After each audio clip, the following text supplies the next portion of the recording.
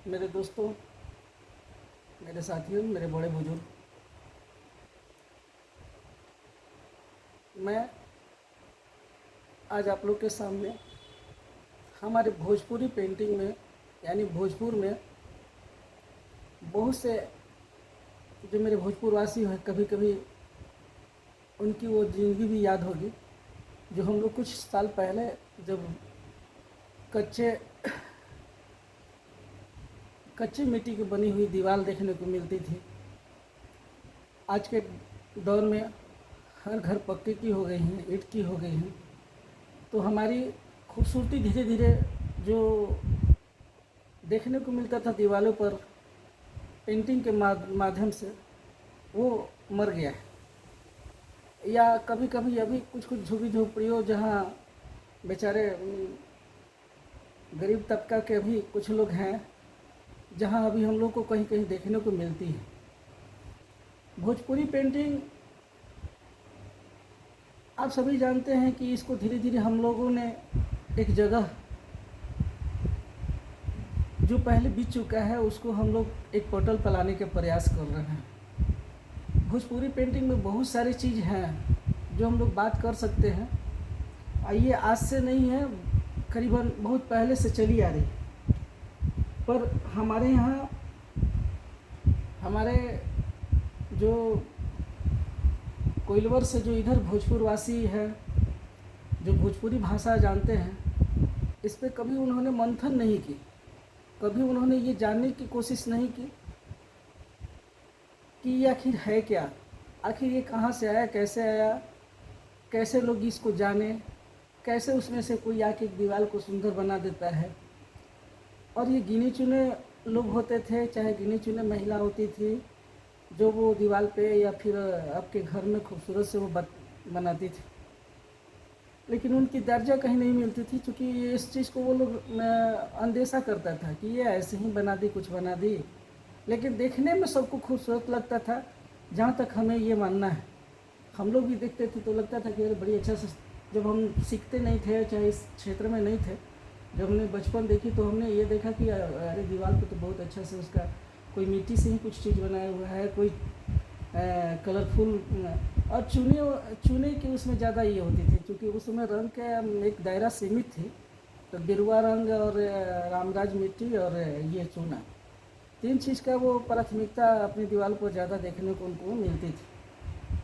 तो ये देखने के बाद हम लोग को अंदाज़ा लगता था कि ये मतलब आखिर है तो भोजपुरी पेंटिंग,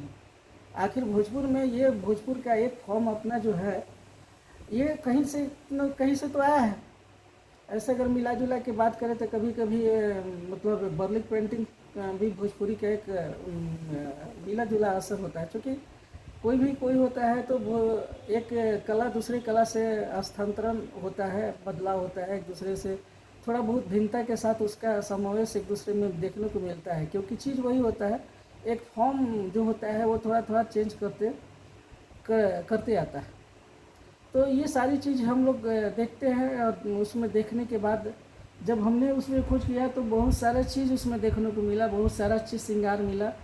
और बहुत सारा चीज़ दीवारों पर भी मिला, जो हम लोग उसको देख के नज़रअंदाज नहीं कर सकते हैं, और आज भी वो कायम है अपनी जगह पे।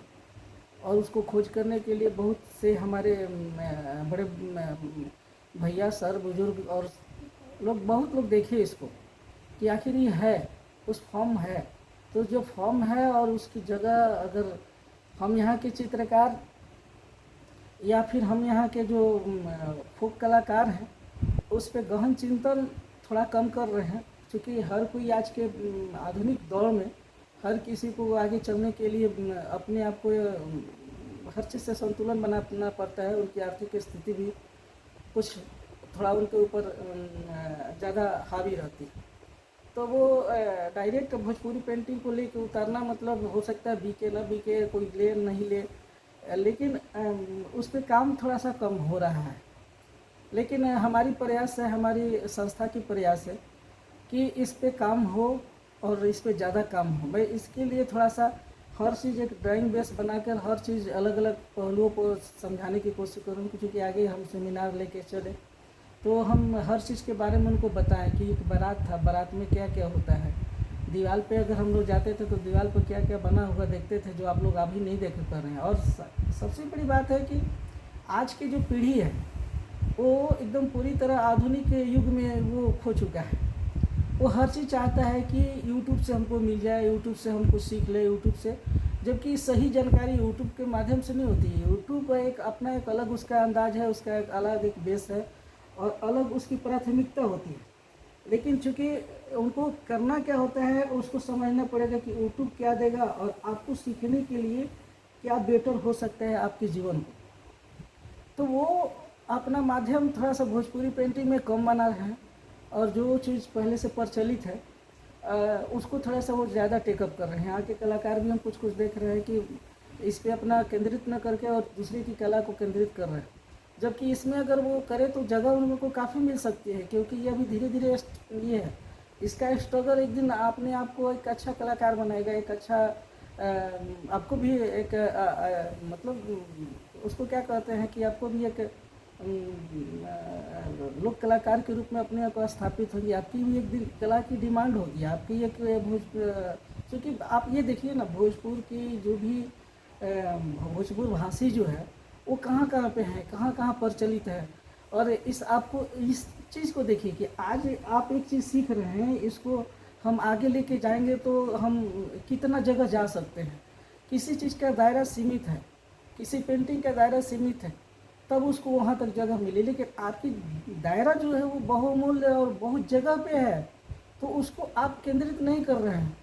आपको केंद्रित करने की ज़रूरत है कि हम इस कला को कहाँ तक ले जा सकते हैं। और आप जैसे ही देखेंगे तो करीबन आप इंटरनेशनल नेशनल मार्केट में आपकी एक जगह है, आपकी भोजपुर की एक जगह है और भोजपुर भाषी लोग बहुत जगह रहते हैं जो आपको प्रमोट करेंगे।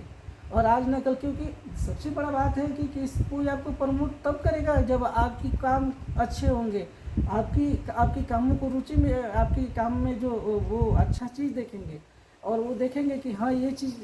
है हमारा और इसको हमको प्रमोट करना चाहिए, इसको बढ़ाना चाहिए, वो आगे आएंगे। मित्रों, हम यही करना चाहते हैं कि भोजपुरी पेंटिंग को अपना एक भोजपुरी पेंटिंग से एक संबंध बनाइए। जो लोग कलाकार हैं आप निकलिए, इसको कीजिए, क्योंकि आज न कल आपको ये भोजपुरी पेंटिंग आप सभी को एक पहचान दिलाएगी। हम ये जरूर आशा करते हैं, हम ये नहीं कहते हैं कि आप बंद के रहिए, ये कीजिए, सब चीज़ किया जाता है, ठीक ना। हम जानते हैं कलाकार बेचारा हर स्ट्रगल पे मार खाता है,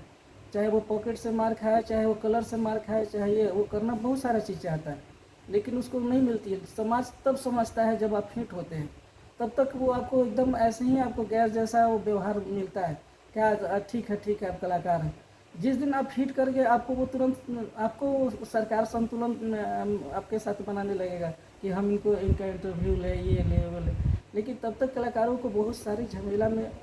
पड़ना पड़ता है, बहुत सारा चीज़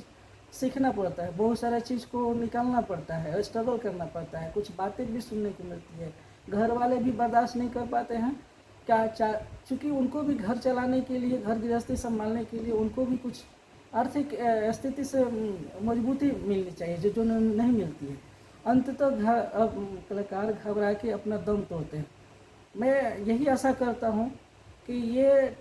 हम लोग की कलाकार जीवन को तो कष्ट से किसी चीज़ को सुंदर चीज़ हम लोग समाज को परोसते हैं, और समाज भी से भी आशा करता हूँ कि आप थोड़ा सा कलाकारों पर ध्यान दें,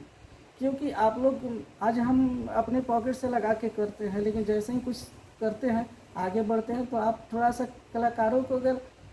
थोड़ी सी आप अपने तरफ से अगर 2 ब्रश और 2 कलर अगर दे दें, ले आकर दे दें, कहीं वर्कशॉप चल रहा है चाहे कहीं ये चल रहा है, तो आपके कलाकार भी आपको सर आँखों पर लिए रहते हैं कि भैया मेरे लिए किए। तो मैं भोजपुर वासियों से ही उम्मीद करूँगा कि आप लोग थोड़ा सा कलाकार को मदद करें, क्योंकि वो उसकी कला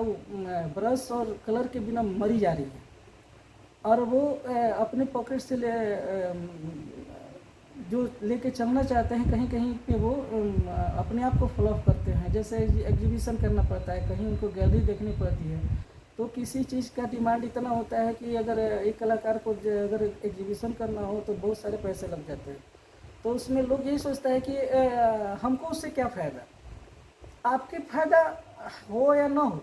लेकिन ये अगर ये चीज़ अपने मन से निकाल दे कि हमको फ़ायदा नहीं, लेकिन ये परोस क्या रहा है, आपके समाज को दे क्या रहा है,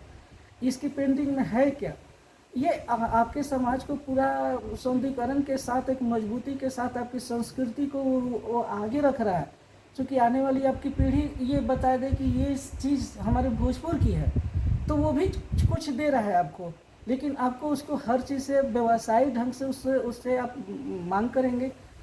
और तब आप भी मांग कर सकते हैं। जब वो कलाकार हिट कर जाएगा तो उसकी पेंटिंग की भी कीमत होगी। उस दिन आप कहेंगे कि हाँ, एक कलाकार का मेहनत हमने किया और वो आपके कलाकार वहाँ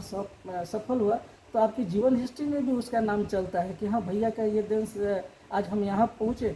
बड़े भाई लोगों ने मेरा यहाँ तक पहुँचाया, मेरे समाज ने यहाँ तक पहुँचाया। वो कलाकार खुल के कहता है। तो भाई मैं यही कहता हूँ कि हर पहलू पर आपकी भोजपुरी पेंटिंग में मैं कोशिश कर रहा हूँ, क्योंकि मैं फाइन आर्ट से हूँ और मेरा ये नहीं है, लेकिन हम कलाकारों को प्रोत्साहन के लिए मैं ये खुद थोड़ा सा उनको ड्राइंग दिशा देने की कोशिश करता हूँ कि आप इस बेस को पकड़े और इसमें आए। क्योंकि आएंगे तो आप भोजपुर की संस्कृति को, विरासत को और भोजपुर की कला को आप मजबूती प्रदान देंगे, और आपका भी इससे जीवन का अगला अध्याय जो होगा बहुत सुंदर और बनने की कोशिश होगा। बस मैं ये आज के दिन इतना ही कहूँगा। अगले बार मैं फिर मिलूँगा आप लोगों से। यही मैं आप भोजपुरी पेंटिंग को ज़्यादा से ज़्यादा प्रमोट करें, ज़्यादा से ज़्यादा लाइक करें, और जो भी कलाकार आपके इर्द गिर्द हो उनको प्रोत्साहन दें। मैं यही कहूँगा। बहुत बहुत धन्यवाद।